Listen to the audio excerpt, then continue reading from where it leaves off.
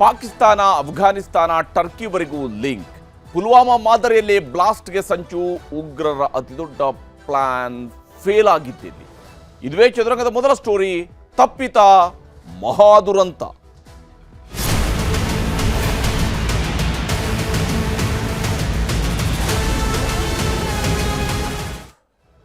ಉಗ್ರರ ದಾಳಿ ನಡೆದಾಗ, ಉಗ್ರರು ಯಾವುದೋ ಒಂದು ಕಡೆಯಲ್ಲಿ ಸ್ಫೋಟವನ್ನು ಮಾಡಿದಾಗ ಅಥವಾ ಗುಂಡಿನ ದಾಳಿಯನ್ನು ನಡೆಸಿದಾಗ, ಅದು ಪುಲ್ವಾಮಾ ಇರ್ಬೋದು, ಅದು ಪಹಲ್ಗಾಮ್ ಇರ್ಬೋದು, ಅದು ದೆಹಲಿ ಇರ್ಬೋದು, ಅದು ಮುಂಬೈ ಇರ್ಬೋದು, ಅದು ಬೆಂಗಳೂರು ಇರ್ಬೋದು, ಅದು ಕೊಯಮತ್ತೂರು ಇರ್ಬೋದು, ಅದು ದೇಶದ ಯಾವುದೇ ಭಾಗಗಳಲ್ಲಿ ಆಗಿರ್ತಕ್ಕಂತಹ ದಾಳಿಗಳನ್ನು ನಾವು ನೆನಪಿಟ್ಕೊಳ್ತೀವಿ. ಯಾಕಂದರೆ ಆ ದಾಳಿಯ ಸುತ್ತಲೂ ಆಗುವಂತಹ ಸಾವು ನೋವು ಇವೆಲ್ಲವೂ ಕೂಡ ಭೀಕರವಾಗಿರುತ್ತೆ ಮತ್ತು ಅದು ಜನರಲ್ಲಿ ಒಂದು ರೀತಿಯಂತಹ ಭಯವನ್ನು ಉಂಟು ಮಾಡುತ್ತೆ. ಭಯೋತ್ಪಾದಕರು ಈ ರೀತಿಯಂಥ ಕೃತ್ಯಗಳನ್ನು ಎಸಗಿರುವಂಥದ್ದು ಅನೇಕ ಬಾರಿ ನಡೆದು ಹೋಗಿದೆ. ಆದರೆ ಇದೇ ಭಯೋತ್ಪಾದಕರು ನಡೆಸುವ ಅತಿ ದೊಡ್ಡ ದಾಳಿಗಳನ್ನು ಕೂಡ ಅಥವಾ ಅವರು ನಡೆಸಬಹುದಾಗಿರ್ತಕ್ಕಂಥ ಅತಿ ದೊಡ್ಡ ದಾಳಿ ಮತ್ತು ಅದಕ್ಕೆ ರೂಪಿಸ್ತಾ ಇರುವಂತಹ ಸಂಚನ್ನು ನಮ್ಮ ರಕ್ಷಣಾ ವ್ಯವಸ್ಥೆ ಬಯಲು ಮಾಡಿ ಆ ಸಂಚನ್ನು ಮಟ್ಟ ಹಾಕುವಂಥದ್ದು ಕೂಡ ಅಷ್ಟೇ ಪ್ರಮುಖ ಆಗುತ್ತೆ. ಇದರಿಂದಾಗಿಯೇ ನಾವೆಲ್ಲರೂ ಕೂಡ ನೆಮ್ಮದಿಯಾಗಿ ಇರೋದಕ್ಕೆ ಸಾಧ್ಯ ಆಗುವಂಥದ್ದು. ಭಯೋತ್ಪಾದನಾ ಕೃತ್ಯಗಳನ್ನು ಹೇಗೆ ಮಟ್ಟ ಹಾಕಿದ್ದಾರೆ ಅನ್ನುವಂಥದ್ದನ್ನು ಕೂಡ ನಾವು ದೆಹಲಿಯಲ್ಲಿ ಆಗಿರುವಂತಹ ಸ್ಫೋಟದ ಹಿನ್ನೆಲೆಯಲ್ಲಿ ನೋಡ್ತಾ ಹೋಗಬೇಕು. ಯಾಕಂದರೆ ಪುಲ್ವಾಮಾ ದಾಳಿ ಮಾದರಿಯಲ್ಲೇ ದೇಶದ ಹಲವೆಡೆ ದಾಳಿಗೆ ಸ್ಕೆಚನ್ನು ಹಾಕ್ಕೊಂಡಿದ್ರು. ಈ ಡಾಕ್ಟರ್ ಉಗ್ರರೇನಿದ್ದಾರೆ, ಡಾಕ್ಟರ್ಗಳು ಉಗ್ರರಾಗಿರ್ತಕ್ಕಂತಹ ಈ ಪ್ರಕರಣ ಏನಿದೆ, ಯಾಕಂದರೆ ಇದು ದೇಶದ ಇತಿಹಾಸದಲ್ಲಿ ನಿಜಕ್ಕೂ ಕೂಡ ಆತಂಕಕಾರಿ ಮತ್ತು ಇದೇ ಮೊದಲ ಬಾರಿ ಈ ರೀತಿಯಾಗಿ ಡಾಕ್ಟರ್ಗಳೇ ಸೇರಿಕೊಂಡು ಒಂದು ಉಗ್ರ ಜಾಲವನ್ನು ಪೋಷಣೆ ಮಾಡಿರುವಂಥದ್ದು. ಆದರೆ ಈ ಅತಿ ದೊಡ್ಡ ದುರಂತ ಸ್ವಲ್ಪದರಲ್ಲಿ ತಪ್ಪು ಹೋಗಿದೆ. ಪಾಕಿಸ್ತಾನ, ಅಫ್ಘಾನಿಸ್ತಾನ, ಟರ್ಕಿವರೆಗೂ ಕೂಡ ಬೆಳೆದಿತ್ತು ಈ ಸಂಚು. ಅಲ್ಲಿ ಕುಳಿತುಕೊಂಡು ಅಫ್ಘಾನಿಸ್ತಾನದಿಂದ ಫೋನ್ ಕರೆ, ಟರ್ಕಿಯಲ್ಲಿ ಕುಳಿತು ಮಾತುಕತೆ ಇವೆಲ್ಲವೂ ಕೂಡ ನಡೆದಿದೆ. ಮತ್ತು ಅಫ್ಕೋರ್ಸ್ ಭಾರತದ ಶತ್ರು ರಾಷ್ಟ್ರ ಪಾಕಿಸ್ತಾನದ ಕೈವಾಡದ ಬಗ್ಗೆಯೂ ಕೂಡ ಇದರಲ್ಲಿ ಬಹಳಷ್ಟು ಮಾಹಿತಿ ಹೊರ ಬರ್ತಾ ಇದೆ. ಇನ್ನೂ ಕೂಡ ರಿವೀಲ್ ಆಗದೇ ಇರತಕ್ಕಂಥ ಅನೇಕ ಮಾಹಿತಿಯೂ ಕೂಡ ಇದ್ದೇ ಇದೆ ಈ ವಿಚಾರದಲ್ಲಿ. ಆದರೆ ಇಡೀ ಪ್ರಕರಣಕ್ಕೆ ಸಂಬಂಧಪಟ್ಟಂತೆ ನೋಡ್ತಾ ಹೋದಾಗ ಸ್ಫೋಟದ ಜಾಲ ಹೇಗೆಲ್ಲ ಇದು ರೂಪುಗೊಂಡಿತ್ತು ಮತ್ತು ಯಾವ ಸ್ವರೂಪದಲ್ಲಿ ಇಲ್ಲಿ ಇವರು ದೊಡ್ಡ ಟಾರ್ಗೆಟನ್ನು ಫಿಕ್ಸ್ ಮಾಡಿದರು ಮತ್ತು ಅದಕ್ಕಾಗಿ ಅವರು ಹುಡುಕಿರ್ತಕ್ಕಂತಹ ದಿನಾಂಕವೂ ಕೂಡ ಬಹಳ ಮುಖ್ಯ ಆಗುತ್ತೆ. ಅವರು ಟಾರ್ಗೆಟ್ ಮಾಡೋದಕ್ಕೆ ಪ್ಲಾನ್ ರೂಪಿಸಿರ್ತಕ್ಕಂಥ ಜಾಗಗಳು ಕೂಡ ಬಹಳ ಇಂಪಾರ್ಟೆಂಟ್ ಆಗುತ್ತೆ. ಅದು ಈ ಒಂದು ಉಗ್ರ ಜಾಲವನ್ನು ಭೇದಿಸುವುದರಲ್ಲಿ ಪೊಲೀಸರು ಯಶಸ್ವಿಯಾಗುವುದರೊಂದಿಗೆ ಅವರ ಅತಿ ದೊಡ್ಡ ಪ್ಲಾನ್ ಟುಸ್ಸಾಗಿದೆ. ಹಾಗಾದರೆ ಈ ಸ್ಫೋಟದ ಜಾಲ ಹೇಗೆ ಹಬ್ಬಿಕೊಂಡಿತ್ತು ಅನ್ನೋದನ್ನು ನಾವು ನೋಡಬೇಕು. ಯಾಕಂದರೆ ಇದರಲ್ಲಿರುವಂಥವ್ರು ಬಹುತೇಕರೆಲ್ಲರೂ ಕೂಡ ವೈದ್ಯರೇ ಇರುವಂಥದ್ದು. ಬಹುತೇಕರೆಲ್ಲರೂ ಕೂಡ ವೈದ್ಯರೇ ಸೇರಿಕೊಂಡು ಮಾಡಿರ್ತಕ್ಕಂತಹ ಪ್ಲಾನಿಂಗ್ ಇದು. ಇಲ್ಲಿ ನೋಡಿ, ಡಾಕ್ಟರ್ ಆದಿಲ್ ಅಹಮದ್ ಈತ ಪೋಸ್ಟರ್ ಹಾಕಿದ್ದಂತಹ ವ್ಯಕ್ತಿ. ಈತ ಹಾಕಿದಂತಹ ಪೋಸ್ಟರ್ ಇಡೀ ಜಾಲದ ಬೆನ್ನು ಬೀಳೋದಕ್ಕೆ ಸಾಧ್ಯ ಆಯಿತು ಮತ್ತು ಈ ಜಾಲವನ್ನು ಬಯಲು ಮಾಡೋದಕ್ಕೆ ಸಾಧ್ಯ ಆಯಿತು. ಈತ ಪೋಸ್ಟರ್ ಹಾಕಿದ್ದ, ಹಾಗೆಯೇ ಈತನ ಬಳಿಯಲ್ಲಿ AK-47 ಇತ್ತು.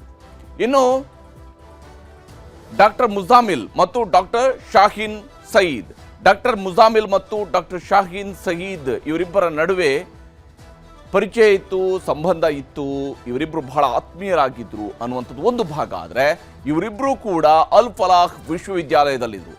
ಅಲ್ ಫಲಾಹ್ ವಿಶ್ವವಿದ್ಯಾಲಯದಲ್ಲಿದ್ದುಕೊಂಡು ಅಲ್ಲೇನೆ ಇವರುಗಳ ಬಳಿಯಲ್ಲಿ ಇದ್ದಂಥದ್ದು ನೋಡಿ, AK-47 ಗನ್ ಇವರ ಬಳಿಯಲ್ಲಿತ್ತು. 350 kgಯಷ್ಟು ಸ್ಫೋಟಕಗಳನ್ನು ಇವರ ಬಳಿಯಿಂದ ವಶಪಡಿಸಿಕೊಳ್ಳಲಾಗಿದೆ.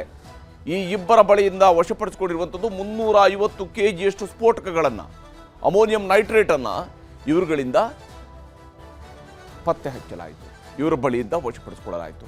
ಇನ್ನು ಈ ಉಗ್ರ ಜಾಲದಲ್ಲಿ ಬರುವಂತಹ ಮತ್ತೋರ್ವ ಪ್ರಮುಖ ವ್ಯಕ್ತಿ ಅಂತ ಹೇಳಿದರೆ ಮೌಲ್ವಿ ಇರ್ಫಾನ್. ಯಾಕಂದರೆ ಈ ಉಗ್ರ ಜಾಲದ ಸದಸ್ಯರುಗಳನ್ನು ಅವರುಗಳ ಮೈಂಡ್ ವಾಶ್ ಮಾಡುವಂಥದ್ದಿರ್ಬೋದು, ಅವರ ಬ್ರೈನ್ ವಾಶ್ ಮಾಡುವಂಥದ್ದಿರ್ಬೋದು, ಅವರ ಮೂಲಕವಾಗಿ ಉಗ್ರ ಜಾಲವನ್ನು ಪೋಷಣೆ ಮಾಡುವಂಥದ್ದು ಕೆಲಸವನ್ನು ಈ ಅಧರ್ಮ ಗುರು ಮಾಡಿದ್ದಾನೆ. ಮೌಲ್ವಿ ಇರ್ಫಾನ್ 2900 kgಯಷ್ಟು ಸ್ಫೋಟಕಗಳು ಇವನ ಬಳಿಯಿಂದ ವಶಕ್ಕೆ ಪಡೆಯಲಾಯಿತು. ಮೆಟಲ್ ಡಿಟೋನೇಟರ್ ಹಾಗೂ ವೈರ್ಗಳು ಕೂಡ ಈತನ ಬಳಿ ಮೆಟಲ್ ಡಿಟೋನೇಟರ್ಗಳಿದ್ವು, ವೈರ್ಗಳಿದ್ವು. ಅಂದರೆ ಇವೆಲ್ಲವೂ ಕೂಡ ಸ್ಫೋಟಕಗಳನ್ನು ಜೋಡಿಸುವಂತಹ ಹಂತಕ್ಕೆ ಇವರು ತಯಾರಿಯನ್ನು ಮಾಡ್ತಾ ಇದ್ರು ಅನ್ನೋಂಥದ್ದಕ್ಕೆ ಇದು ಪೂರಕವಾಗಿರುವಂಥದ್ದು. ಈ ವೈದ್ಯರ ತಂಡಗಳ ಜೊತೆಗೆ ಮತ್ತಷ್ಟು ವೈದ್ಯರುಗಳಿದ್ರು. ಡಾಕ್ಟರ್ ಅಹಮದ್ ಮೊಯಿನುದ್ದೀನ್ ಸೈಯದ್ ಮತ್ತು ಡಾಕ್ಟರ್ ಉಮರ್ ನಬಿ. ಈ ಡಾಕ್ಟರ್ ಉಮರ್ ನಬಿ ಏನಿದ್ದಾನೆ, ಈತ ದೆಹಲಿ ಸ್ಫೋಟದ ರೂವಾರಿ. ಅಂದರೆ ಸ್ಫೋಟದಲ್ಲಿ ಈತ ಕೂಡ ಸತ್ತು ಹೋಗಿದ್ದಾನೆ. ಈತನದ್ದು ಆತ್ಮಾಹುತಿ ದಾಳಿಯಾಗಿದೆ. ಡಾಕ್ಟರ್ ಉಮರ್ ನಬಿ ಈತ ಡಾಕ್ಟರ್ ಶಹೀನ್ ಸಯೀದ್ ಮತ್ತು ಡಾಕ್ಟರ್ ಮುಜಾಮಿಲ್ ಇವರುಗಳ ನಿರ್ದೇಶನದ ಪ್ರಕಾರವಾಗಿ ಈತ ಕೂಡ ಈ ಕೃತ್ಯವನ್ನು ಎಸಗಿದ್ದಾನೆ. ಡಾಕ್ಟರ್ ಉಮರ್ ನಬಿ ದೆಹಲಿಯ ಸ್ಫೋಟದ ಪಾತ್ರಧಾರಿ ಮತ್ತು ಡಾಕ್ಟರ್ ಅಹಮದ್ ಮೊಯಿನುದ್ದೀನ್ ಸೈಯದ್ ಈತ ಕೂಡ ಈ ಪ್ರಕರಣದಲ್ಲಿ ಬಹಳ ಪ್ರಮುಖ ಆರೋಪಿಯಾಗಿದ್ದಾನೆ. ಹಾಗೆಯೇ ಇಲ್ಲಿ ಪುಲ್ವಾಮಾ ಮಾದರಿಯಲ್ಲಿ ದಾಳಿಯನ್ನು ನಡೆಸೋದಕ್ಕೆ ಇವರು ಸ್ಕೆಚ್ ಅನ್ನು ಹಾಕಿದ್ರು ಅಂತೇಳಿ. ಫೆಬ್ರವರಿ ತಿಂಗಳು 2019 ಜಮ್ಮುವಿನಿಂದ ಹೊರಟಂತಹ ಭಾರತೀಯ ಸೈನಿಕರ ತುಕಡಿಗಳು ಅದು ಪುಲ್ವಾಮಾವನ್ನು ಪಾಸ್ ಆಗ್ತಾ ಇದ್ದಂತಹ ಸಂದರ್ಭದಲ್ಲಿ ಪುಲ್ವಾಮಾದ ರಸ್ತೆಯಲ್ಲಿ ಬ್ಲಾಸ್ಟ್ ಆಗುತ್ತೆ. ನಮ್ಮ ಸೇನೆಯ ಕಾನ್ವಾಯ್ ಮೇಲೆ ನಡೆಯುವಂತಹ ದಾಳಿ, ಅಲ್ಲಿ ನಮ್ಮ ವೀರ ಯೋಧರು ವೀರ ಸ್ವರ್ಗವನ್ನು ಸೇರ್ತಾರೆ. ಅದರಲ್ಲಿ ಕರ್ನಾಟಕದ ಓರ್ವ ಯೋಧ ಕೂಡ ಇದ್ದರು. ಪುಲ್ವಾಮಾವನ್ನು ಭಾರತ ಮರೆಯೋದಕ್ಕೆ ಸಾಧ್ಯ ಇಲ್ಲ. ಆದರೆ ಈ ಉಗ್ರರ ಜಾಲ, ಈ ವೈದ್ಯ ಉಗ್ರರುಗಳು ಇವರು ಇದರಲ್ಲಿ ಬಹುತೇಕ ಕೆಲವರು ಪುಲ್ವಾಮಾದವರೇನೆ. ಅಂದರೆ ಇವರ ಮೂಲ ಕೂಡ ಪುಲ್ವಾಮಾ ಆಗಿದೆ. ಆತ ಏನು ಸತ್ತು ಹೋಗಿದ್ದಾನೆ ಡಾಕ್ಟರ್ ಉಮರ್, ಆತ ಕೂಡ ಪುಲ್ವಾಮಾದವನೇ. ಇವರುಗಳು ಪುಲ್ವಾಮಾ ಮಾದರಿಯಲ್ಲೇ ದೆಹಲಿಯಲ್ಲೂ ಕೂಡ ಸ್ಫೋಟಕ್ಕೆ ಸ್ಕೆಚ್ ಅನ್ನು ರೂಪಿಸಿದ್ರು. ದೆಹಲಿಯಲ್ಲಿ ಪುಲ್ವಾಮಾ ಮಾದರಿಯ ದಾಳಿಯನ್ನು ನಡೆಸಬೇಕು ಅನ್ನೋಂಥದ್ದು ಇವರ ಉದ್ದೇಶ ಆಗಿತ್ತು. ಅದಕ್ಕಾಗಿ ಇಷ್ಟು ದೊಡ್ಡ ಗಾತ್ರದಲ್ಲಿ ಇವರು ಯಾವ ಉದ್ದೇಶದಿಂದ ಇಷ್ಟು ದೊಡ್ಡ ಪ್ರಮಾಣದಲ್ಲಿ ಇವರು ಸ್ಫೋಟಕಗಳನ್ನು ತಯಾರಿ ಮಾಡ್ಕೊಂಡಿದ್ರು ಅಂತ ಹೇಳಿದ್ರೆ, ಆ ದೊಡ್ಡ ಪ್ರಮಾಣದ ಸ್ಫೋಟಕಗಳನ್ನು ಬಳಸಿ ಬಹಳ ದೊಡ್ಡ ವಿಧ್ವಂಸಕ ಕೃತ್ಯವನ್ನು ಎಸಗಬೇಕು ಅನ್ನೋಂಥದ್ದು ಇವರ ಪ್ಲಾನ್ ಆಗಿತ್ತು. ಇದಕ್ಕಾಗಿ ಪುಲ್ವಾಮಾ ಮಾದರಿಯ ದಾಳಿಗೆ ಇವರು ಸ್ಕೆಚ್ ಅನ್ನು ರೂಪಿಸ್ಕೊಂಡಿದ್ರು. ಅದರ ಒಂದು ಸ್ವರೂಪದಲ್ಲಿನೇ ನಡೆದಿರುವಂಥದ್ದು ಕೆಂಪುಕೋಟೆಯ ಬಳಿ ಆಗಿರ್ತಕ್ಕಂಥ ಸ್ಫೋಟ. ಅದು ಅವರ ನೇರ ಟಾರ್ಗೆಟ್ ಆಗಿರಲಿಲ್ಲ ನಿಜ, ಮಹಾ ದುರಂತ ಒಂದು ತಪ್ಪಿ ಹೋಗಿದೆ ನಿಜ. ಆದರೆ ಇವರು ನಡು ರಸ್ತೆಯಲ್ಲಿ ದಾಳಿಯನ್ನು ನಡೆಸಿದ್ದಾರೆ, ಸ್ಫೋಟವನ್ನು ಮಾಡಿದ್ದಾರೆ. ಈ ಉಗ್ರ ಜಾಲದ ಹಿಟ್ ಲಿಸ್ಟ್ನಲ್ಲಿತ್ತು ವಾರಣಾಸಿ ಮತ್ತು ಅಯೋಧ್ಯೆ. ನೋಡಿ, ಹಿಂದೂಗಳ ಶ್ರದ್ಧಾ ಕೇಂದ್ರವಾಗಿರ್ತಕ್ಕಂತಹ ವಾರಣಾಸಿ ಮತ್ತು ಅಯೋಧ್ಯೆಯನ್ನು ಇವರು ಟಾರ್ಗೆಟ್ ಮಾಡೋದಕ್ಕೆ ಹೊರಟಿದ್ರು. ಈ ಎರಡು ಸ್ಥಳಗಳು ಇವರ ಹಿಟ್ ಲಿಸ್ಟ್ನಲ್ಲಿದ್ವು. ಅಲ್ಲಿ ಇವರು ಸ್ಫೋಟವನ್ನು ಮಾಡಬಹುದಾ ಅನ್ನೋದರ ಬಗ್ಗೆ ಪ್ಲಾನಿಂಗ್ಗಳನ್ನು ರೂಪಿಸ್ತಾ ಇದ್ರು. ವಾರಾಣಸಿ ಮತ್ತು ಅಯೋಧ್ಯೆಯನ್ನು ಇವರು ಟಾರ್ಗೆಟ್ ಮಾಡ್ಕೊಂಡಿದ್ರು. ಡಿಸೆಂಬರ್ 6 ಬಾಬ್ರಿ ಮಸೀದಿ ಧ್ವಂಸದ ದಿನ ಸ್ಫೋಟಕ್ಕೆ ಇವರು ಸಂಚು ರೂಪಿಸಿದ್ರು. ಡಿಸೆಂಬರ್ 6ರಂದು ಬಾಬ್ರಿ ಮಸೀದಿ ಧ್ವಂಸಗೊಂಡಿರ್ತಕ್ಕಂತಹ ದಿನ. ಆ ದಿನದಂದೇನೆ ಇವರು ಅಯೋಧ್ಯೆ ಮತ್ತು ವಾರಾಣಸಿಯಲ್ಲಿ ದಾಳಿಯನ್ನು ನಡೆಸೋದಕ್ಕೆ ಪ್ಲಾನ್ ಅನ್ನು ಮಾಡ್ಕೊಂಡಿದ್ರು. ಅದು ಈ ಉಗ್ರ ತಂಡದ ತಯಾರಿಯಾಗಿತ್ತು. ವಿಶೇಷವಾಗಿ ಹಲವು ಕಡೆ ಸ್ಫೋಟಿಸೋದಕ್ಕೆ 2900 kgಯಷ್ಟು ಸ್ಫೋಟಕಗಳನ್ನು ಶೇಖರಣೆ ಮಾಡಿಟ್ಕೊಂಡಿದ್ರು. ಅಂದರೆ ಒಂದೇ ದಿವಸ ಅಥವಾ ಏಕಕಾಲದಲ್ಲಿ ದೇಶದ ಬೇರೆ ಬೇರೆ ಕಡೆಗಳಲ್ಲಿ ಸ್ಫೋಟಗಳನ್ನು ಮಾಡಬೇಕು ಅನ್ನುವಂಥದ್ದು ಇವರ ಉದ್ದೇಶ ಆಗಿತ್ತು. ನೋಡಿ, ದೆಹಲಿಯಲ್ಲಿ ಆಗಿರ್ತಕ್ಕಂಥ ಒಂದು ಸ್ಫೋಟ ಮತ್ತು ಅದರ ತೀವ್ರತೆಯ ಬಗ್ಗೆ ನಮಗೆ ಅರಿವಿದೆ. ಅದೇ ಮಾದರಿಯಲ್ಲಿ ಬೇರೆ ಬೇರೆ ಕಡೆಗಳಲ್ಲಿ ಸ್ಫೋಟ ಆಗಿರ್ತಿದ್ರೆ ಪರಿಸ್ಥಿತಿ ಏನಿತ್ತು ಅನ್ನುವಂಥದ್ದನ್ನು ನಾವು ಒಮ್ಮೆ ಪ್ರಶ್ನಿಸಿಕೊಂಡಾಗ ನಮ್ಮ ಪೊಲೀಸ್ ವ್ಯವಸ್ಥೆಯ ಬಗ್ಗೆ ನಾವು ಹ್ಯಾಟ್ಸ್ ಆಫ್ ಹೇಳಬೇಕು. ಯಾಕಂದರೆ ಅವರು ಇದನ್ನು ಭೇದಿಸಿದ್ದಾರೆ. 2900 kgಯಷ್ಟು ಸ್ಫೋಟಕಗಳನ್ನು ವಶಕ್ಕೆ ತೆಗೆದುಕೊಂಡಿದ್ದಾರೆ. ಇಲ್ಲಿ ಹಲವು ಕಡೆ ಸ್ಫೋಟಿಸೋದಕ್ಕೆ ಪ್ಲಾನ್ ಅನ್ನು ಮಾಡ್ಕೊಂಡಿದ್ರು. ಉಗ್ರರು ಟೀಮ್ ಕಟ್ಟಿಕೊಂಡು ದೆಹಲಿಯ ಹಲವು ಕಡೆ ಸ್ಕೆಚ್ ಹಾಕಿದ್ರು. ಈ ಉಗ್ರ ತಂಡ ಅಲ್ ಫಲಾಹ್ ಯೂನಿವರ್ಸಿಟಿಯನ್ನ ತಮ್ಮ ಕೇಂದ್ರ ಬಿಂದುವಾಗಿ ಮಾಡಿಕೊಂಡು ಆ ಕೇಂದ್ರ ಬಿಂದುವಿನಿಂದ ಆಪರೇಟ್ ಮಾಡೋದಕ್ಕೆ ಬೇಕಾದಂತಹ ತಯಾರಿಯನ್ನು ಮಾಡ್ಕೊಂಡಿದ್ರು. ದೆಹಲಿಯ ಬೇರೆ ಬೇರೆ ಕಡೆಗಳಲ್ಲಿ ದಾಳಿ ನಡೆಸೋದಕ್ಕೆ ಇವರು ಸ್ಕೆಚ್ ಹಾಕಿದ್ರು. ವಿಶೇಷ ಅಂದರೆ ಇವರು ಜನವರಿ 26ರಂದು ದಾಳಿ ನಡೆಸುವಂಥದ್ರ ಬಗ್ಗೆ ಕೂಡ ಪ್ಲಾನ್ ಅನ್ನು ರೂಪಿಸ್ಕೊಂಡಿದ್ರು 2025ರಲ್ಲಿ, ಅಂದರೆ ಈ ವರ್ಷದ ಆರಂಭದಲ್ಲಿ. Maulvi Irfan, doctor Umar, doctor Adil Rather, doctor Muzammil Shakeel ಮತ್ತು ಓರ್ವ ಮಹಿಳೆ ಇದ್ದಂತಹ ಟೀಮ್ ಇದಾಗಿತ್ತು. ಇದೊಂದು ಟೀಮ್ ಕೆಲಸ ಮಾಡ್ತಾ ಇತ್ತು. ಇವರು ಸ್ಥಳಗಳನ್ನು ಗುರುತಿಸ್ತಾ ಇದ್ರು, ಎಲ್ಲಿ ದಾಳಿ ಮಾಡಬೇಕು ಅನ್ನೋದ್ರ ಬಗ್ಗೆ ಯೋಜನೆಯನ್ನು ರೂಪಿಸ್ತಾ ಇದ್ರು. ಅದರ ಒಂದು ಭಾಗವಾಗಿಯೇ ಇವರು ಕೆಂಪುಕೋಟೆಯ ಬಳಿಯಲ್ಲಿ ಸ್ಫೋಟಿಸಿದ್ದಾರೆ. ಅಮೀರ್ ಎಂಬಾತನೇ ಕಾರ್ ತಂದಿದ್ದು ಅನ್ನುವಂಥದ್ದು ಕೂಡ ಈಗ ಪತ್ತೆಯಾಗಿದೆ. ಅಮೀರ್ ಎಂಬಾತ ಇಲ್ಲಿ ಕಾರ್ ತಂದು ಕೊಡ್ತಾನೆ. ಇದು ಒಂದು ಕಾರ್ನಲ್ಲಿ ಆಗಿಲ್ಲ, ಇದು ಹಲವಾರು ಕಾರುಗಳು ಕೂಡ ಇಲ್ಲಿ ಬಳಕೆ ಆಗಿದ್ದಾವೆ ಅನ್ನೋದ್ರ ಬಗ್ಗೆ ಅನುಮಾನಗಳಿದ್ದಾವೆ. ಈ ನಿಟ್ಟಿನಲ್ಲಿ ತನಿಖೆ ಸಾಗ್ತಾ ಇದೆ. ಡಾಕ್ಟರ್ ಅದಿಲ್ ಅಣ್ಣ ಮುಜಫರ್ ಅಫ್ಘಾನಿಸ್ತಾನಕ್ಕೆ ಪರಾರಿಯಾಗಿದ್ದಾನೆ. ನೋಡಿ, ಎಂತಹ ಸಹೋದರರುಗಳು ಇಲ್ಲಿ ಇದ್ದಾರೆ. ಒಬ್ಬ ಭಾರತದಲ್ಲಿದ್ದುಕೊಂಡು ಸ್ಫೋಟಕ್ಕೆ ತಯಾರಿ ಮಾಡಿಕೊಂಡಿದ್ರೆ ಅದಕ್ಕೆ ಇನ್ಪುಟ್ಸ್ ಅನ್ನು ಕೊಡೋದಕ್ಕೆ ಇನ್ನೊಬ್ಬ ಅಫ್ಘಾನಿಸ್ತಾನಕ್ಕೆ ಪರಾರಿಯಾಗಿದ್ದಾನೆ. ಹೇಗೆ ಅಫ್ಘಾನಿಸ್ತಾನದಲ್ಲಿ ಕುಳಿತು ಏನು ಮಾಡಿದ್ದಾರೆ? ಪಾಕಿಸ್ತಾನ, ಅಫ್ಘಾನಿಸ್ತಾನ ಮತ್ತು ಟರ್ಕಿಯ ಹ್ಯಾಂಡ್ಲರ್ಗಳೊಂದಿಗೆ ಇವರು ಸಂಪರ್ಕವನ್ನು ಸಾಧಿಸಿದ್ರು. ಅಂದರೆ ಈ ರೀತಿಯಂಥ ಸ್ಫೋಟ ಏಕಾಏಕಿ ಆಗೋದಿಲ್ಲ. ಈ ಸ್ಫೋಟಕ್ಕೆ ಬೇಕಾದಂತಹ ತಯಾರಿಗಳು ಬಹಳ ದಿವಸಗಳಿಂದ ನಡೀತಾ ಇರುತ್ತೆ. ಅದರ ಭಾಗವಾಗಿ ಮತ್ತು ಇವರು ಅತಿ ದೊಡ್ಡ ಸ್ಫೋಟವನ್ನು ಮಾಡಬೇಕು ಅನ್ನುವಂತಹ ತೀರ್ಮಾನಕ್ಕೆ ಬಂದಂತಹ ಉಗ್ರ ಜಾಲ ಆಗಿದ್ದರಿಂದಾಗಿ ಇವರ ಜೊತೆಗೆ ಇವರನ್ನ ಕಂಟ್ರೋಲ್ ಮಾಡೋದಕ್ಕೆ ಕೆಲವು ಹ್ಯಾಂಡ್ಲರ್ಗಳು ಕೂಡ ಇದ್ದರು. ಅದರಲ್ಲಿ ಭಾರತದ ಶತ್ರು ರಾಷ್ಟ್ರ ಪಾಕಿಸ್ತಾನ ಇತ್ತು. ಪಾಕಿಸ್ತಾನದಲ್ಲೂ ಕೂಡ ಹ್ಯಾಂಡ್ಲರ್ಗಳಿದ್ದರು, ಅಫ್ಘಾನಿಸ್ತಾನದಲ್ಲಿದ್ದರು, ಟರ್ಕಿಯಲ್ಲಿದ್ದರು ಅನ್ನುವಂತಹ ಮಾಹಿತಿ ಲಭ್ಯವಾಗ್ತದೆ.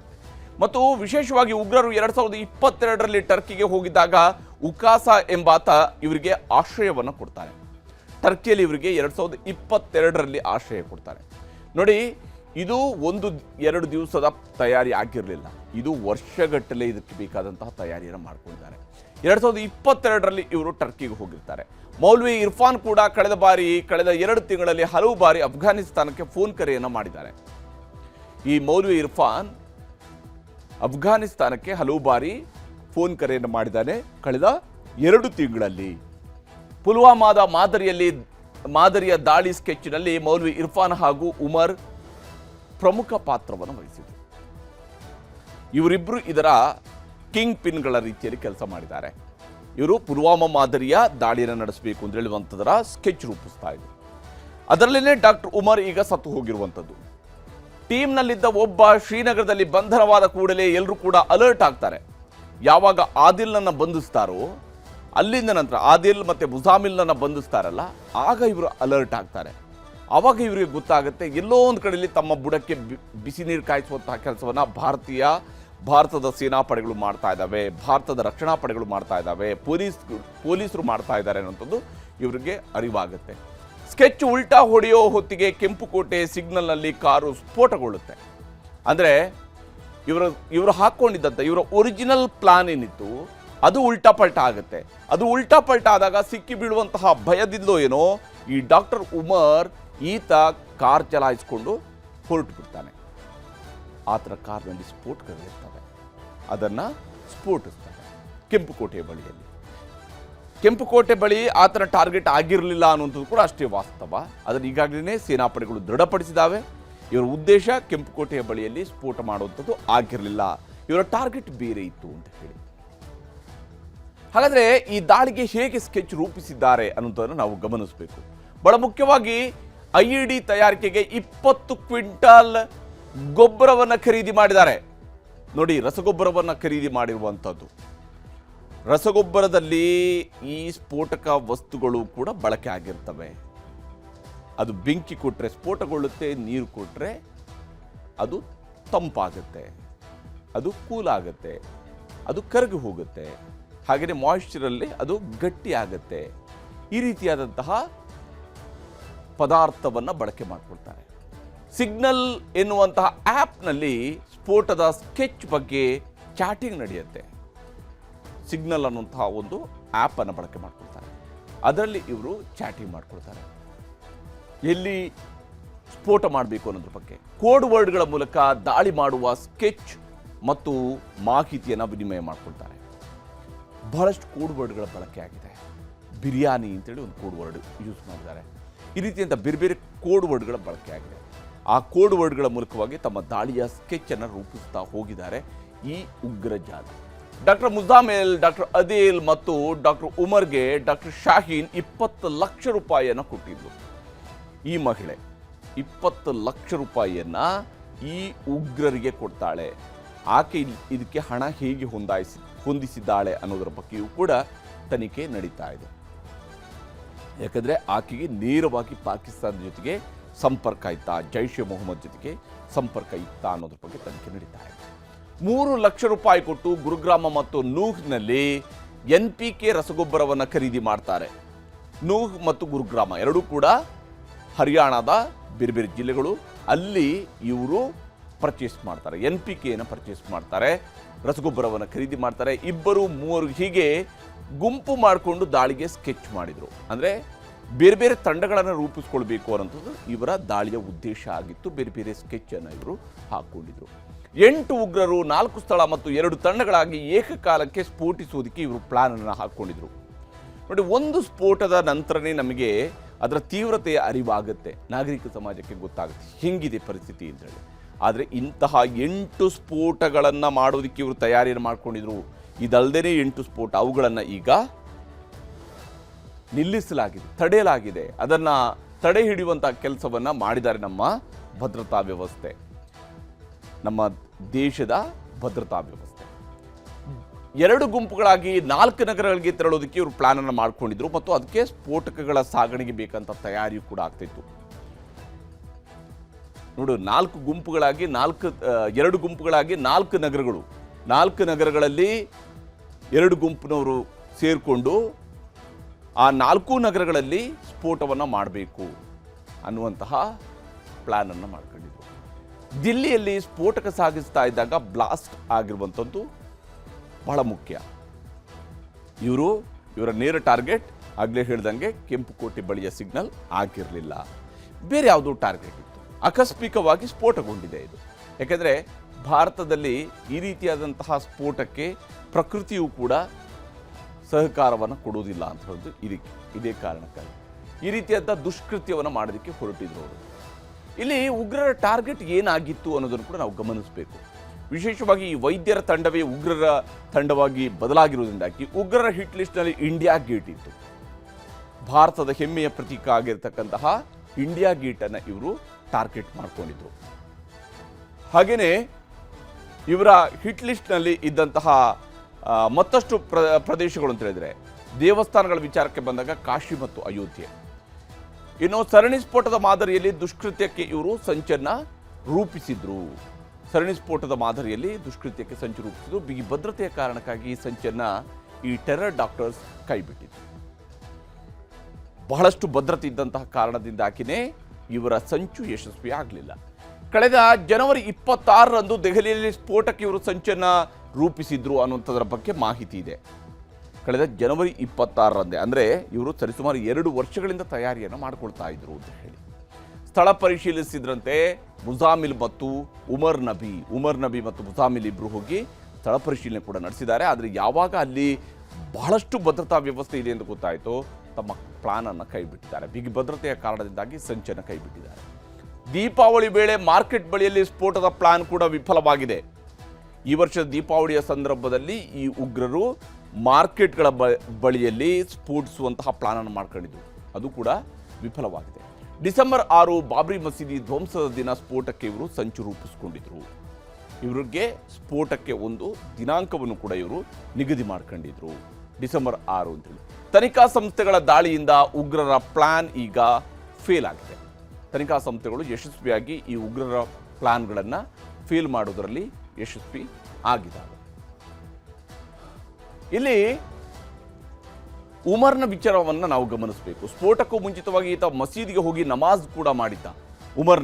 ಉಮರ್ ನಬಿ ಈ ಸ್ಫೋಟ ಆಗೋ ದಿವಸ, ಅಂದರೆ ಆತ ಸಾಯೋದಕ್ಕಿಂತ ಮುಂಚಿತವಾಗಿ ಈತ ಹೋಗಿ ಪ್ರಾರ್ಥನೆ ಮಾಡ್ಕೊಂಡು ಬರ್ತಾನೆ. ಸುನೇರಿ ಮಸೀದಿ ಬಳಿಯಲ್ಲಿ ಕಾರ್ ಪಾರ್ಕಿಂಗ್ ಮಾಡಿ ಅಸಫ್ ಅಲಿ ರಸ್ತೆಯ ಮಸೀದಿಯಲ್ಲಿ ಈತ ನಮಾಜ್ ಮಾಡ್ತಾನೆ. ಅಸಫ್ ಅಲಿಯ ರಸ್ತೆಯ ಮಸೀದಿಯಲ್ಲಿ ನಮಾಜ್ ಮಾಡ್ತಾನೆ. ಪಾರ್ಕಿಂಗ್ ಜಾಗದಲ್ಲಿ 3 ಗಂಟೆ ಇದ್ದಂತಹ ಉಮರ್ CCTVಯಲ್ಲಿ ಇದರ ಬಗೆಗಿನ ದೃಶ್ಯಗಳು ಸೆರೆಯಾಗಿದ್ದಾವೆ. ಮತ್ತು ಈತನ ಕಾರ್ನ ಮೂವ್ಮೆಂಟ್ ಬಗ್ಗೆ ಕೂಡ ಕನಾಟ್ ಪ್ಲೇಸ್ನಲ್ಲಿ ಈತನ ಕಾರ್ ಹೋಗ್ತಾ ಇರುವಂಥದ್ದು ಕೂಡ ಗೊತ್ತಾಗಿದೆ. ದರ್ಯಾಗಂಜ್ನಲ್ಲಿ ಈತ ಓಡಾಡ್ತಾ ಇರುವಂಥದ್ದು ಕೂಡ ಗೊತ್ತಾಗ್ತಾ ಇದೆ. ಅಂದರೆ ಈತ ಆ ದಿವಸ ದೆಹಲಿಯ ಬೇರೆ ಬೇರೆ ಕಡೆಗಳಲ್ಲಿ ಓಡಾಡಿದ್ದ. ಸ್ಫೋಟಕ್ಕೂ ಮುಂಚಿತವಾಗಿ ಮಸೀದಿ ಬಳಿ ಯಾರನ್ನಾದರೂ ಭೇಟಿ ಮಾಡಿದ್ನ ಉಮರ್ ಅನ್ನೋದ್ರ ಬಗ್ಗೆ ತನಿಖೆ ಆಗ್ತಾ ಇದೆ. ಈತ ಯಾರಾದರೂ ಪರ್ಟಿಕ್ಯುಲರ್ ವ್ಯಕ್ತಿಯನ್ನು ಭೇಟಿ ಆಗಿದ್ದಾನ, ಸ್ಫೋಟದ ಬಗ್ಗೆ ಏನಾದರೂ ಡಿಸ್ಕಸ್ ಮಾಡಿದಾನ ಅನ್ನೋದ್ರ ಬಗ್ಗೆ ಕೂಡ ತನಿಖೆ ಆಗ್ತಾ ಇದೆ. ಮಸೀದಿಗೂ ಭೇಟಿ ನೀಡಿದ ತನಿಖಾ ದಳದಿಂದ ಮಾಹಿತಿಯನ್ನು ಸಂಗ್ರಹಿಸಲಾಗ್ತಾ ಇದೆ. ಯಾವ ಮಸೀದಿಯಲ್ಲಿ ಈತ ಹೋಗಿ ಅಂತಿಮವಾಗಿ ಪ್ರಾರ್ಥನೆ ಮಾಡಿ ಬಂದಿದ್ನೋ ಆ ಮಸೀದಿಗೂ ಕೂಡ ಈಗ ತನಿಖಾ ತಂಡ ಹೋಗಿದೆ. ಅಲ್ಲಿಯೂ ಕೂಡ ಸ್ಥಳ ಮಹಜರು ಮಾಡ್ತಾ ಇದ್ದಾರೆ. ಅಲ್ಲಿಯೂ ಕೂಡ ಸಂಪರ್ಕವನ್ನು ಸಾಧಿಸಲಾಗ್ತಾ ಇದೆ. ಈತ ಯಾರನ್ನ ಭೇಟಿಯಾಗಿದ್ದಾನೆ ಅನ್ನೋದರ ಬಗ್ಗೆ. ಇನ್ನು ಹುಂಡೈ i20 ಕಾರ್ನ ಜೊತೆಗೆ ಮತ್ತೊಂದು ಕಾರನ್ನ ಡಾಕ್ಟರ್ ಉಮರ್ ಬಳಸಿರುವಂಥದ್ದು ಕೂಡ ಗೊತ್ತಾಗ್ತಾ ಇದೆ. ಈತ ಎರಡೆರಡು ಕಾರ್ಗಳನ್ನು ಬಳಕೆ ಮಾಡ್ಕೊಂಡಿದ್ದಾನೆ ಅಂತೇಳಿ. ಮತ್ತು ಉಮರ್ ಹೆಸರಿನಲ್ಲಿ ನೋಂದಣಿಯಾಗಿದ್ದ ಕೆಂಪು ಬಣ್ಣದ ಇಕೋ ಸ್ಪೋರ್ಟ್ಸ್ ಕಾರನ್ನು ಕೂಡ ಈಗ ಸೀಸ್ ಮಾಡಲಾಗಿದೆ. ಫೋರ್ಡ್ ಇಕೋ ಸ್ಪೋರ್ಟ್ಸ್ ಕಾರನ್ನು ಕೂಡ ಈಗಾಗಲೇ ಸೀಸ್ ಮಾಡಿಕೊಳ್ಳಲಾಗಿದೆ. ಅದು ಕೂಡ ಈ ಡಾಕ್ಟರ್ ಉಮರ್ನ ಹೆಸರಿನಲ್ಲಿ ಇತ್ತು. ಇನ್ನು ಉಮರ್ನ DNA ಸ್ಯಾಂಪಲ್ ಮತ್ತು ಆತನ ತಾಯಿಯ DNA ಸ್ಯಾಂಪಲ್ ಈಗ ಮ್ಯಾಚ್ ಆಗ್ತಾ ಇದೆ. ಅಂದರೆ ಉಗ್ರ ಉಮರ್ ಸತ್ತು ಹೋಗಿರುವಂಥದ್ದು ಕನ್ಫರ್ಮ್ ಆಗಿದೆ. ಯಾಕೆಂದರೆ ಆತನ ದೇಹ ಸಂಪೂರ್ಣವಾಗಿ ಛಿದ್ರಗೊಂಡಿತ್ತು. ಆದರೆ ಆತನ ಮೃತದೇಹದ ಪೀಸನ್ನು ಆತನ ತಾಯಿಯ DNA ಜೊತೆ ಚೆಕ್ ಮಾಡಿದಾಗ ಮ್ಯಾಚ್ ಆಗಿದೆ. ಸೊ ಉಮರ್ ಸತ್ತು ಹೋಗಿದ್ದಾನೆ ಅಂತೇಳಿ ಕನ್ಫರ್ಮ್ ಆಗ್ತಾ ಇದೆ. ಫರೀದಾಬಾದ್ನ ಕಂದುವಾಲಿಯಲ್ಲಿ ಉಮರ್ ಸಂಬಂಧಿ ಫಹೀಮ್ನನ್ನು ಬಂಧಿಸಲಾಗಿದೆ. ಫಹೀಮ್ ಅನ್ನುವಂತಹ ಇನ್ನೋರ್ವನನ್ನು ಬಂಧಿಸಲಾಗಿದೆ. ಈತ ಉಮರ್ನ ಸಂಬಂಧಿ. ಫಹೀಮ್ ಜೊತೆಗೆ ಮತ್ತೊಬ್ಬ ಅಪರಿಚಿತ ಮಹಿಳೆಯನ್ನು ಕೂಡ ಈಗಾಗಲೇ NIA ವಶಕ್ಕೆ ಪಡೆದಿದೆ. ತನಿಖೆ ಮುಂದುವರೆದಿದೆ. ಆಕೆಯನ್ನು ಕೂಡ ವಶಕ್ಕೆ ಪಡ್ಕೊಳ್ಳಲಾಗಿದೆ. ಲೇಡಿ ಟೆರರ್ ಡಾಕ್ಟರ್ ಶಾಹಿದ್ ಸಹೀನ್ ಜೊತೆಗೂ ಕೂಡ ಈತ ನಂಟು ಹೊಂದಿದ್ದ. ಕಾನ್ಪುರದಲ್ಲಿ ಮತ್ತೊಬ್ಬ ಶಂಕಿತನನ್ನು ಕೂಡ ಈಗಾಗಲೇ ಬಂಧಿಸಲಾಗಿದೆ. ಅಂದರೆ ಈ ಟೆರರ್ ಗ್ರೂಪ್ ಎಲ್ಲೆಲ್ಲಿ ಯಾವ್ಯಾವ ರೀತಿಯಲ್ಲಿ ಜಾಲವಾಗಿ ಹರಡಿಕೊಂಡಿತ್ತು ಅನ್ನೋದನ್ನು ಈಗ ಪರಿಶೀಲಿಸಲಾಗ್ತಾ ಇದೆ. ಒಬ್ಬೊಬ್ಬರನ್ನು ಕೂಡ ಹುಡುಕಿ ತೆಗೆಯಲಾಗ್ತಾ ಇದೆ. ಮೆಡಿಕಲ್ ವಿದ್ಯಾರ್ಥಿ ಆರಿಫ್ನನ್ನು ಬಂಧಿಸಿ ವಿಚಾರಣೆಗೆ ಒಳಪಡಿಸಲಾಗಿದೆ. ಇನ್ನೋರ್ವ ಉಗ್ರನಾಗಿ ಬೆಳೆಸುವಂತಹ ಪಾಠವನ್ನು ಈತನಿಗೆ ಕಲಿಸ್ತಾ ಇದ್ರು. ಯಾಕೆಂದರೆ ಈ ಸ್ಫೋಟದ ಪಾಠವನ್ನು ನಾವು ಗಮನಿಸಿದಾಗಲೇ ಗೊತ್ತಾಗುತ್ತೆ ಎಷ್ಟು ದೊಡ್ಡದಾದಂಥ ಮತ್ತು ಎಷ್ಟು ಡೆಡ್ಲಿ ಆಗಿರ್ತಕ್ಕಂಥ ಪ್ಲಾನನ್ನು ಇವರು ಮಾಡ್ಕೊಳ್ತಿದ್ರು ಅನ್ನೋದು ಗೊತ್ತಾಗುತ್ತೆ. ಅದು ನಿಮಗೆ ನಾನು ಮುಂದೆ ತೋರಿಸ್ತೀನಿ. ಬ್ಲಾಸ್ಟ್ ಕೇಸ್ನಲ್ಲಿ ಈಗ ಆರಿಫ್ ಬಂಧನ ಆಗ್ತಾ ಇದ್ದಂತೆಯೇ ಆಸ್ಪತ್ರೆಯವರೇ ಶಾಕ್ ಒಳಗಾಗಿದ್ದಾರೆ. ಯಾಕಂದರೆ ಏನಾಗ್ತಾ ಇದೆ ಅನ್ನೋದು ಆಸ್ಪತ್ರೆಯವರಿಗೂ ಕೂಡ ಗೊತ್ತಿರಲಿಲ್ಲ ಅಂತೇಳಿ ಅನಿಸುತ್ತೆ. ಆದರೆ ಅವ್ರಿಗೆ ಅಷ್ಟು ಅರಿವಿಲ್ಲದೇ ಅವರ ಆಸ್ಪತ್ರೆಯೇ ಇದಕ್ಕೆ ಬಳಕೆ ಮಾಡ್ಕೊಂಡಿದ್ದಾರೆ ಅನ್ನೋಂಥ ಪ್ರಶ್ನೆ ಇದ್ದೇ ಇದೆ. ಹೀಗೆ ಮಹಾದುರಂತವೊಂದು ತಪ್ಪಿ ಹೋಗಿದೆ. ಒಂದು ಪೋಸ್ಟರ್ ಕೊಟ್ಟಂತಹ ಲೀಡನ್ನು ಸರಿಯಾಗಿ ಬಳಕೆ ಮಾಡ್ಕೊಂಡಿರೋದಾಗಿ ತನಿಖಾ ತಂಡ ಈ ಮಹಾಸ್ಫೋಟವನ್ನು ತಪ್ಪಿಸೋದಕ್ಕೆ ಸಾಧ್ಯ ಆಗಿದೆ. ಮಹಾದುರಂತವನ್ನು ತಪ್ಪಿಸೋದಕ್ಕೆ ಸಾಧ್ಯ ಆಗಿದೆ. ಇದಕ್ಕೆ ನಾವು ಹ್ಯಾಟ್ಸ್ ಆಫ್ ಹೇಳಬೇಕಾಗಿರೋದು ನಮ್ಮ ಸೇನಾಪಡೆಗಳಿಗೆ, ನಮ್ಮ ಪೊಲೀಸರಿಗೆ.